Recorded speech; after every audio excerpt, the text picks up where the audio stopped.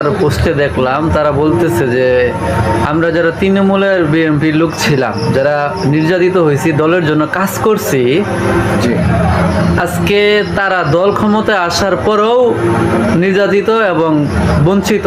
এটার কারণটা কি? না, এই কথাটা অনেকটাই সত্য। সে যা বলছে, কারণ এখন যা চলতেছে সেটা হলো যে আপনি যত ত্যাগী নেতাই হন এবং জেল জরিমানা যাই কিছু দিয়া থাকেন এবং দলের জন্য যতই কাজ করে থাকেন, কিন্তু সেটার মূল্যায়ন এখন আর হচ্ছে না। কারণ কিছু কিছু নেতা 5ই আগস্টের পর অনেক হাইব্রিড নেতার মানে জন্ম হয়েছে, তাদেরকে নিয়েই তাদের সাথেই তাদের সক্ষতাটা বেশি। কিন্তু যারা তৃণমূলে দীর্ঘ 17-18 বছর দলের জন্য ত্যাগ তিতিক্ষা জেল জুলুম সহ্য করিয়া দলের জন্য কাজ করে গেছে, তাদের কোনো খোঁজখবর ওনারা নিচ্ছে না। এটাই স্বাভাবিক এবং উনি যে কথাটা বলছে এটা সম্পূর্ণ সত্যিই বলছে। তাহলে কি আপনাদের সামনে কাউন্সিলে কি কোনো ধরনের মানে এরকম আশ্বাস কি উপরের লিডার থেকে পাওয়া গেছে? কাউন্সিল তো হয়তো হবেই, কারণ হচ্ছে যে আমাদের মুক্তাগাছা উপজেলার যে আপনার আহ্বায়ক কমিটি যারা দেওয়া হয়েছিল সেটা 2021-এর দিকে দেওয়া হয়েছিল। 2026 চলতেছে, দুঃখের বিষয়। আর তারা এখনো পর্যন্ত 10টা ইউনিয়নে পূর্ণাঙ্গ কমিটি করিয়া থানা সম্মেলন করতে পারে নাই, থানা কাউন্সিল করতে পারে নাই, যার জন্য আমরা মনে করি যে কমিটির মেয়াদ শেষ হয়ে গেছে। তো ঊর্ধ্বতন নেতৃবৃন্দের উচিত অনতি বিলম্বেই এই আহ্বায়ক কমিটি ডিজলভ করে নতুন করে আহ্বায়ক কমিটি দিয়া সুন্দর ফেয়ার এবং ত্যাগী এবং পরীক্ষিত নেতাদের সমন্বয়ে আপনার শক্তিশালী কমিটি গঠন করে তারপর থানা কাউন্সিল করা। তাহলে কি আপনি আমাদের মতো যারা পদবঞ্চিত বা তৃণমূলের নির্যাতিত যারা কর্মী, আপনি তাদেরকে কি উপদেশ দিবেন এবং আপনার আমাদের প্রধানমন্ত্রীর কাছে কি আবেদন থাকবে আপনার? না, মাননীয় প্রধানমন্ত্রীর নিকট আমার আবেদন এটাই যে বাংলাদেশে আমরা যারা বাংলাদেশ জাতীয়তাবাদী দলের রাজনীতি করছি, বাংলাদেশের সবচেয়ে বেশি নির্যাতিত উনিও বুঝেন, উনি অবশ্যই এটা উপলব্ধি করতে পারেন। তো ওনার কাছে আমার আহ্বান থাকবে, অনুরোধ থাকবে, সবিনয় অনুরোধ করছি যে তৃণমূলের ত্যাগী এবং পরীক্ষিত যে সকল নেতারা এখনো পর্যন্ত অবহেলিত হয়ে রয়েছে, তাদেরকে যেন আগামীতে দলের জন্য কাজ করার সুযোগ করে দেন উনি।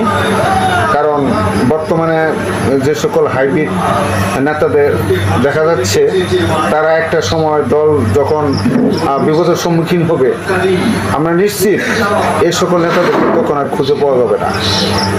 যারা দলকে মনে প্রাণে ভালোবাসে এবং দীর্ঘ সময় দলের কাজ করতে গিয়ে এরা অতীতে যে সকল ত্যাগ তিতিক্ষা জুলুম নির্যাতন মামলা মোকদ্দমা এগুলো সহ্য করেও যারা দলকে আঁকড়ে ধরে রেখেছে, অনেক অনৈতিক সুবিধা আপনার সরকারি দল তৎকালীন আওয়ামী লীগ সরকারের পক্ষ থেকে অনেক অনৈতিক সুবিধা দেওয়ার প্রস্তাব আমাদের কাছে এসেছিল, কিন্তু আমরা সেই প্রস্তাবকে উপেক্ষা করি দলকে ভালোবাসি,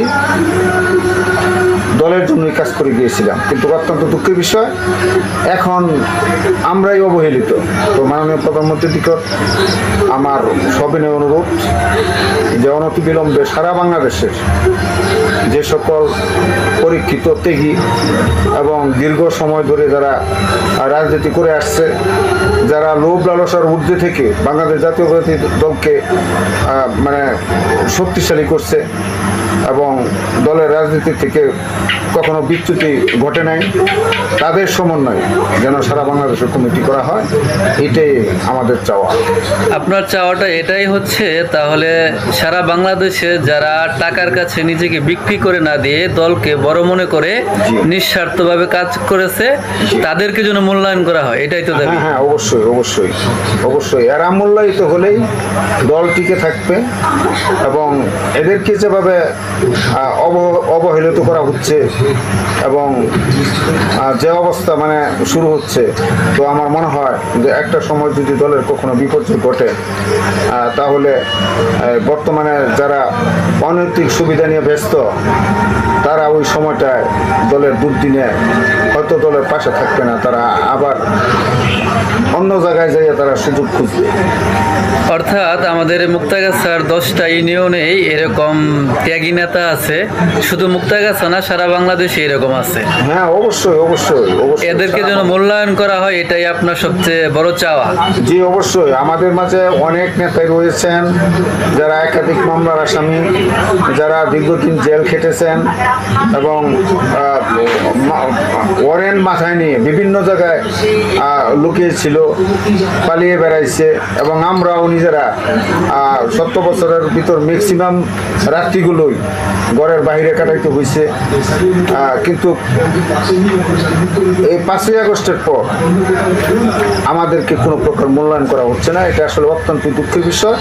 কিন্তু এরপরেও আমরা দলকে ভালোবাসি, দলের জন্য কাজ করছি এবং ভবিষ্যতেও আমাদেরকে মূল্যায়ন করা হোক বা না হোক আমরা দলের জন্য কাজ করে যাব। আমরা মনে করি এটা আমাদের নৈতিক দায়িত্ব। আপনার যেমন আপনার বিগত জাতীয় সংসদ নির্বাচনে আমরা ব্যাপক ভূমিকা রেখেছি।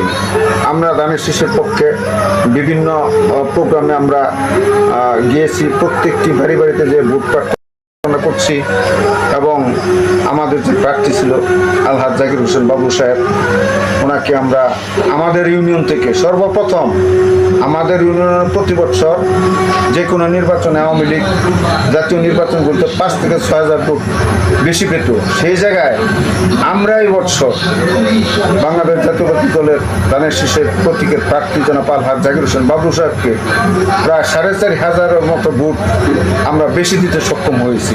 এটাই আমরা প্রমাণ করে দিয়েছি যে আমাদের নেতৃত্ব সঠিক এবং জনগণের ভালোবাসা এবং জনগণের আশা আকাঙ্ক্ষার প্রতি আমরা সবসময় শ্রদ্ধাশীল এবং আমরা চাই জনগণের ভালোবাসা নিয়ে আমরা রাজনীতিটাকে চালিয়ে নিতে চাই।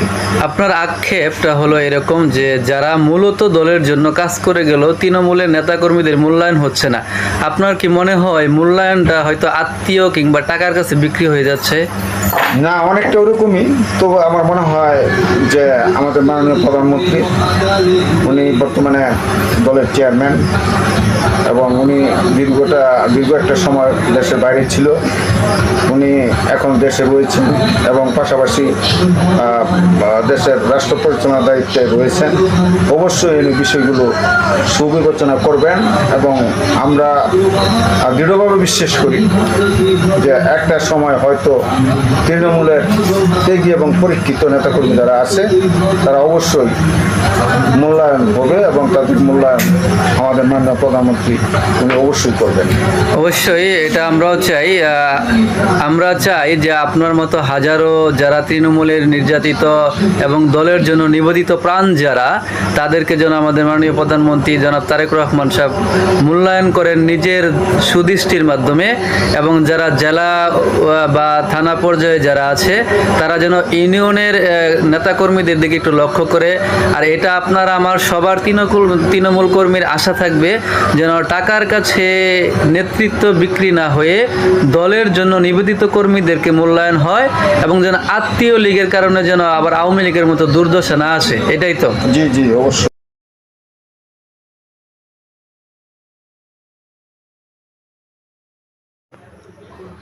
Please subscribe my channel.